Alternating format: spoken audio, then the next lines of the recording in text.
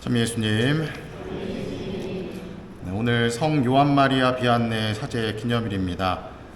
매일 미사에 나와 있는 것처럼 이 요한 마리아 비안네 성인은 18세기 말에 활동하셨던 18세기, 19세기 초까지 활동했었던 성인이시고, 그리고 사제들의 수호 성인이라고 불리우시는 분이십니다. 그렇기 때문에 요한 마리아 비안네 신부님께서는 매우 훌륭하신 분이겠거니 라고 착각을 할 수 있습니다. 하지만 아시는 분 아시겠지만 요한 마리아 비안네 신부님께서는 그렇게 학식이 뛰어난 분이 아니었다고 이야기를 해요. 머리가 조금 부족하셔서 라틴어 수업에서 낙제도 받으시고 그래서 신학교를 졸업을 못할 뻔했지만 또 눈여겨보셨던 지도 신부님께서 이분의 어떤 성품과 또 신앙과 이러한 부분을 보시고 또 사제로 만드시는 데까지 이끌어 주셨다라고 이야기를 합니다. 그리고 첫 번째 부임지로 이 아르스라고 하는 지역으로 부임하셨는데, 아르스라는 지역에 사람들이 한 200명 가량 있는 작은 마을이라고 하기도 뭐한 그런 동네였습니다. 그곳에서 첫 번째 주임 신부 생활을 시작하게 되었는데, 우리가 잘 알고 있는 이 요한 마리아 비안네 신부님의 가장 강한 인상은 신부님이 강론을 잘하거나 어떤 기적을 일으키거나 이러한 부분이 아니라 고해소 안에서 굉장히 오랜 기간 동안 머물며 사람들의 회개를 도왔다라고 하는 것이 우리에게 가장 강렬하게 남아있는 인상일 것입니다. 당시에 이 프랑스에는 얀세니즘이라고 하는 엄격주의가 굉장히 팽배했어요. 엄격주의라 함은 하느님께서는 심판관이시고 재판관이시다. 죄를 지으면 벌을 받아야 한다. 라고 하는 인식이 굉장히 강했었기 때문에 고해소에서 사제들도 사람들에게 보석을 주거나 또 훈화를 할 때에도 굉장히 엄한 보석을 주고 또 때로는 좀 다그치는 모습들도 있었다고 이야기를 합니다. 그러다 보니 사람들 사이에서는 고해소에 방문하는 것이 굉장히 두렵고 또 무서운 인식을 갖게 되는 역할을 했던 것이죠. 하지만 요한 마리아 비안네 신부님께서는 고해소 안에서 오히려 그들의 그 죄에 대해서 슬퍼하셨다고 이야기를 해요. 어떤 죄 때문에 슬퍼했느냐? 스스로의 죄를 다 고백하지 못하는 것에 대신 통회의 눈물을 흘리셨다고 이야기를 합니다.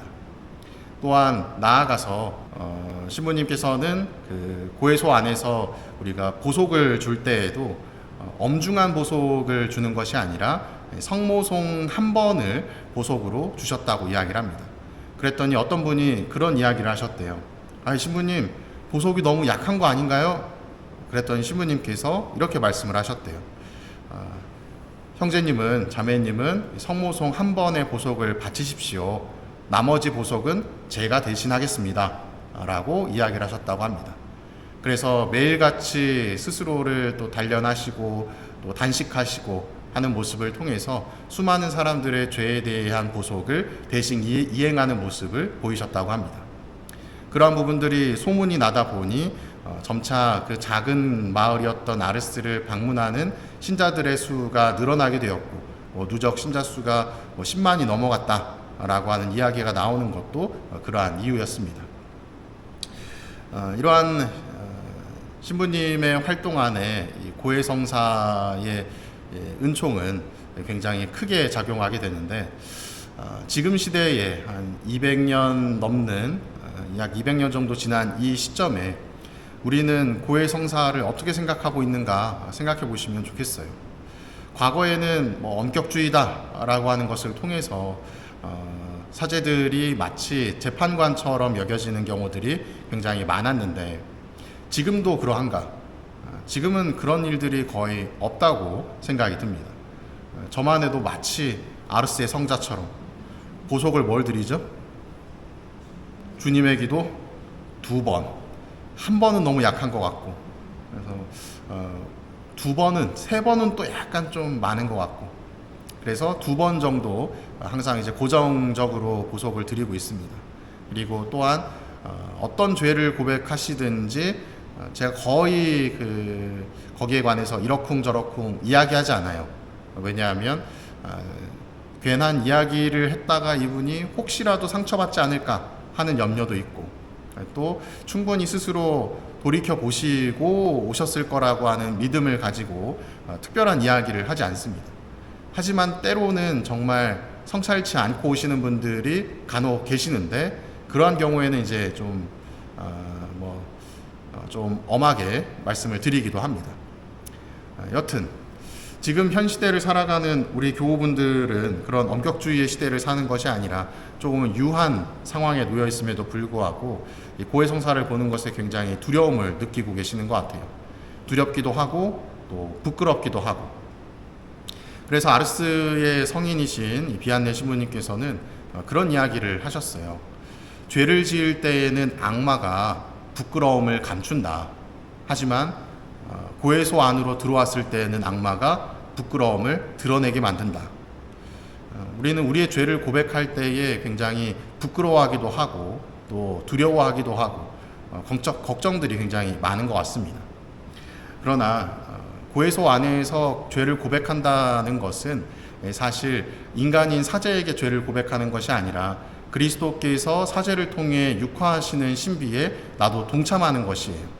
결국은 내가 고백하는 것은 사제에게 고백하는 것이 아니라 사제를 통해 그리스도에게 죄를 고백하는 것이다 라고 볼 수가 있습니다. 그러니 두려워할 것도 부끄러워할 것도 없어야 하는 것이죠. 여러분들도 요한마리아 비안네 사제 기념일에 요한마리아 신부님께서 보이셨던 그 고해소 안에서의 기쁨 그리고 환희, 그 자비를 지금 현 시대의 사제들을 통해서 느끼셨으면 좋겠습니다. 물론 여러분들 여기 많은 분들이 저한테 성사를 안 보시려고 하는 건 압니다. 왜냐하면 평일미사 이렇게 열심히 나오시는 분들은 제가 목소리를 알 거라는 생각에 아마 가까운 성지나 여타 가까운 성당에 가셔서 성사를 보실 거란 생각을 하고 있어요. 그러나 우리는 사제를 보는 것이 아니라 사제 너머에 있는 그리스도를 보실 수 있어야 된다는 생각이 듭니다. 그래서 판공 때에만 혹은 제가 휴가를 갈 때에만 성사를 보는 게 아니라 최소한 한 달에 한 번 정도는 주기적으로 성사를 보셨으면 좋겠어요. 그리고 우리도 집에 청소를 할 때 대청소를 한다고 이야기하잖아요. 그렇다고 해서 한 달에 한 번 화장실 청소를 하게 되면 어떻게 될까요? 곰팡이들도 잔뜩 끼고 물때도 잔뜩 껴서 청소하기가 매우 힘들겠죠. 하지만 하루에 한 번 혹은 일주일에 한 번이라도 조금씩 청소를 해 나간다면 한 달이 지난 시점에도 내가 크게 무언가를 하지 않아도 깨끗할 겁니다. 우리도 고해성사를 임할 때에 난 특별히 죄 지은 것도 없는 것 같은데, 난 잘못한 게 없는 것 같은데 라고 하는 생각에 성사를 미루다 보면 어느새 내 내면의 성전 안에 먼지가 가득 쌓이고 또 물때가 가득 낀 상태를 마주하게 되실 거예요. 그러니 주기적으로 스스로를 돌아보면서 때로는 먼지도 털고 때로는 바닥도 쓸고 때로는 물도 뿌려가며 조금씩 청소를 해나가는 그런 내면의 작업을 이어가신다면 좋겠습니다. 그리하여 여러분들도 언제나 그리스도와 함께 하시고 그리스도와 마주하는 그 기쁨에 머무르시기를 바랍니다. 사랑합니다.